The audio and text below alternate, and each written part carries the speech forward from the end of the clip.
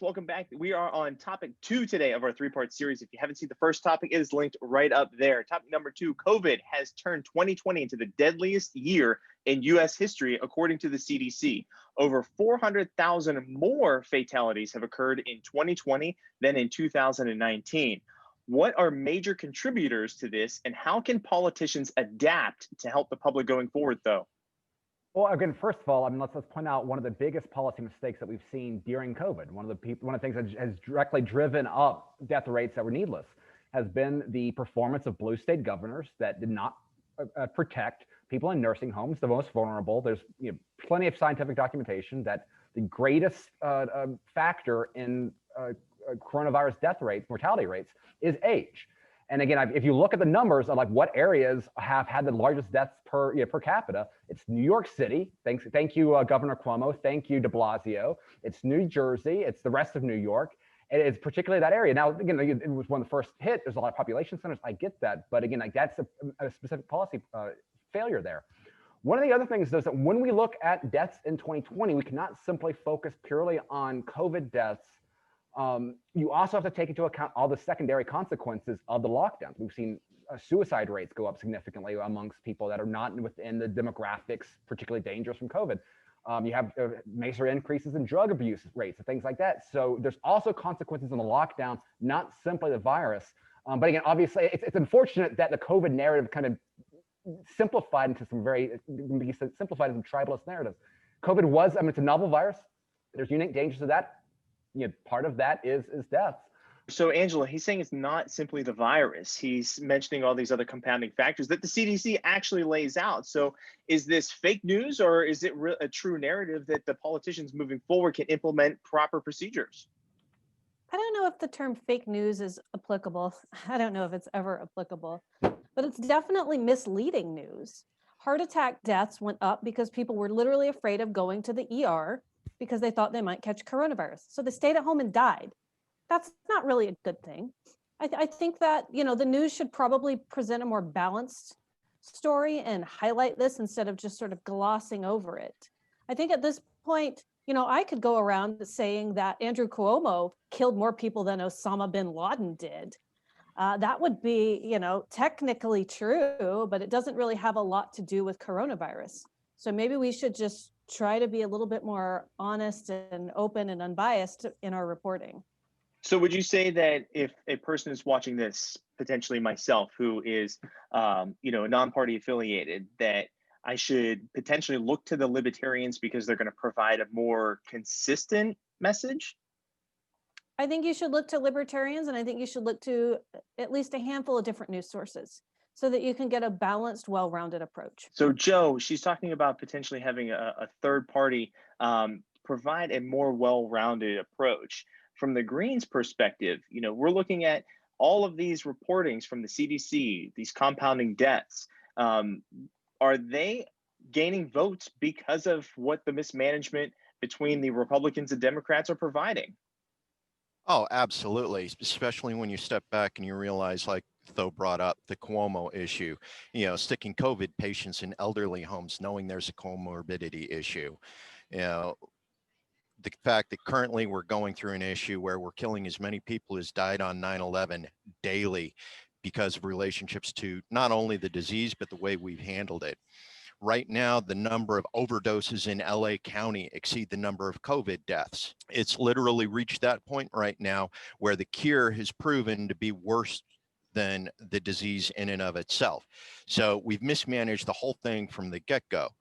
At some point, we actually need to step back and go, okay, based on how many people kill themselves when unemployment reaches certain numbers, and this is a fixed number, we've done studies, it's a fixed number, versus what the exposure rates are, we can literally minimize the number of deaths across the United States, and we haven't done that.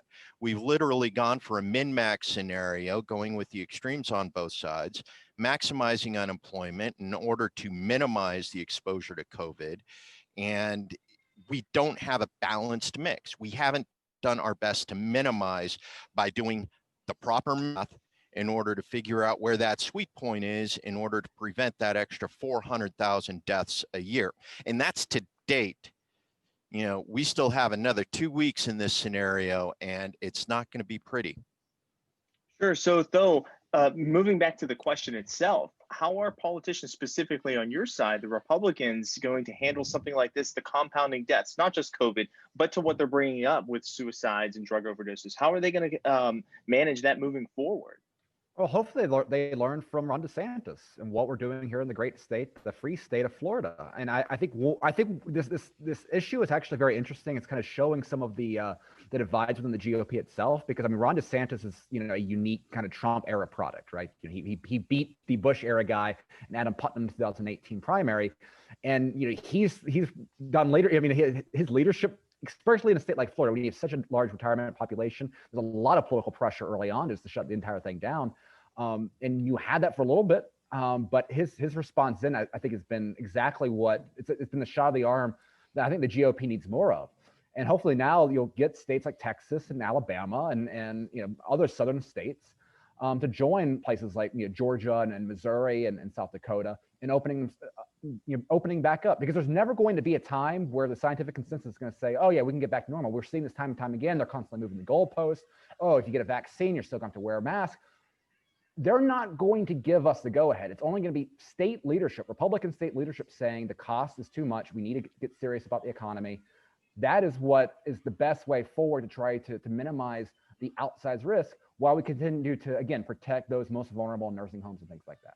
I mean, I see Angela over there shaking her head. She's agreeing with a lot of what you're saying. But a lot of Republicans would look at a libertarian perspective as very extreme, based on their political leanings, right? A lot of their policies, Republicans will look at that as very deterrent, right? They would find that extreme. So how would you differentiate yourself and the leadership of the Republican Party in these Republican states versus the blue states, right? How do you differentiate yourself from a libertarian per se when it comes to these types of issues, especially when it comes to deaths? Well, this is one of those interesting issues. I mean, there's been plenty of outspoken libertarians that I think have been awful on this issue. I mean, they've been on the side of lockdowns. I mean, Tyler Cohen's one of the most prominent libertarian columnists out there, writing in Bloomberg, criticizing other libertarians for what he thought was a reckless approach to the situation. I mean, like Ron DeSantis, and this is the problem I have with the LP, to be quite honest. I mean, Angela's great, but the problem is that it's been Republican leadership that's been more radical on this issue than any libertarian issue. I mean, Justin Amash was criticizing Republican protesters after Trump's Liberate Michigan tweets. Meanwhile, you've got like the young Republicans of New York that have been out there holding events, defying the state, while you've had LP leadership, the official leadership, largely quiet. Again, luckily, I mean, you have people like Angela that have been trying to change that line. But for the most part, the Republican Party has been far more radical on this issue, far more libertarian on this issue than the LP itself. Sure. So, Angela, is this a unifying opportunity, especially with these mounting deaths? Well, we're sort of getting into internal party politics at this point. When you say it's a unifying opportunity, I mean, between who? I think it's a unifying opportunity between people who oppose government tyranny, regardless of whatever their political party is. We all want to unify and kick these guys in the teeth when they lock us in our homes and put us basically on house arrest and take away our jobs. Joe, last word. So one of the issues you have with the lockdowns and who's going to stand up and protest versus who isn't. From the green side, we have an awful lot of people that are respecting the science and understanding the certain risks that are associated with that. So even though they disagree with the mandates and the lockdowns, at the same time, they're taking personal responsibility for their own health.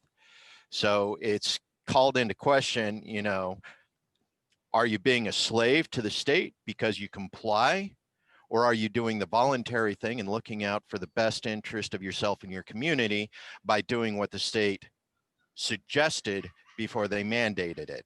That's where we start running into the issues with the way the Republicans and Democrats are both handling it, is voluntary responsibility, taking care of yourself and your community, rather than the state mandating whether you mask up or demask in some cases.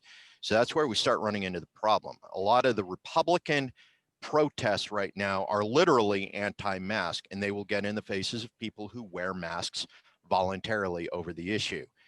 Now, that needs to stop from both the Democrat and Republican side. They literally need to say, you want to wear a mask? That's good on you.